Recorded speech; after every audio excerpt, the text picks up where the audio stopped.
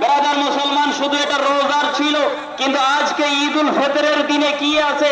আমার নবী মুস্তাফা সাল্লাল্লাহু তাআলা আলাইহি ওয়াসাল্লাম বলেন, এই আমার সাহাবীরা শোনো, শুধু রমজান, প্রথম রমজান থেকে শেষ রমজান পর্যন্ত যতগুলো গুনাহগারকে জাহান্নাম থেকে আজাদ করে জান্নাতি বানানো হয়, এই ঈদের দিনে তার থেকে ডবল জান্নাতি করা হয়।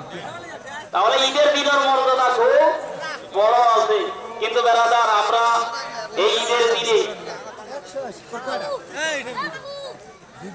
ঈদের দিনে আমরা সবাই এক জায়গায় জমা হই, আলহামদুলিল্লাহ খুব সুন্দর লাগছে। দেখেন, একটু উঠে পিছন দিকে তাকিয়ে দেখেন না, জামাতে সবাই মাথায় টুপি দিয়ে পাঞ্জাবি পরে কত সুন্দর ভাবে আদব সহকারে এসে আমরা বসেছি।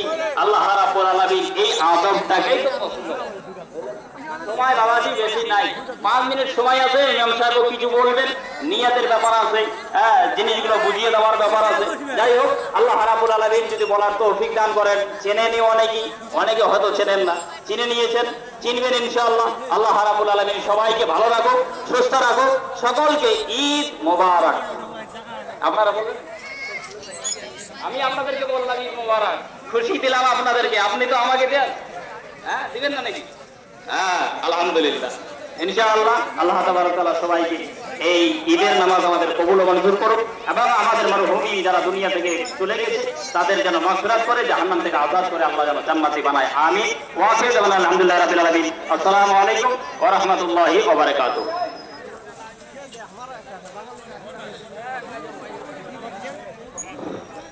আসসালামু আলাইকুম।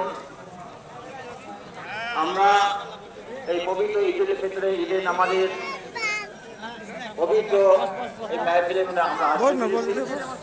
মহান রব্বুল আলামিনের কাছে আমরা একবারে শুকরিয়া আদায় করি। সর্বত আলহামদুলিল্লাহ। সবাইকে আমার ঈদ মোবারক জানাই। আর কিছুক্ষণ পরে আমাদের নামাজ শুরু হয়ে যাবে। এই নামাজের সময় মুহূর্তকালে আপনারা যখন আমি বলবো দাঁড়িয়ে যাবেন, দাঁড়িয়ে যাওয়ার সাথে সাথে আপনারা নিজ নিজ কাতারে ঠিক করে নেবেন। ঠিক করার পরে আমি নিয়তটা আপনাদের সাথে জানিয়ে দিব।